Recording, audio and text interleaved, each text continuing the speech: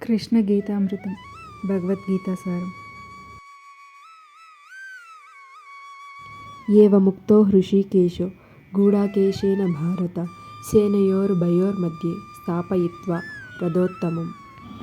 అర్థం: భారత, గూఢాకేశుడు అనగా అర్జునుడు ఇలా చెప్పగానే హృషీకేశుడు అనగా శ్రీకృష్ణుడు రెండు సేనల మధ్యలో ఆ ఉత్తమమైన రథాన్ని నిలిపాడు.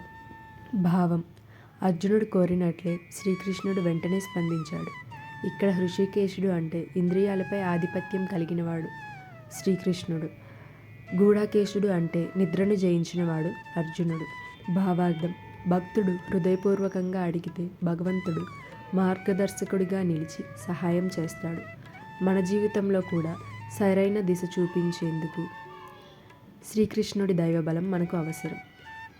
ఇది భగవద్గీత మొదటి అధ్యాయంలో 24వ శ్లోకం. మరో శ్లోకంతో రేపు కలుద్దాం. హరే కృష్ణ.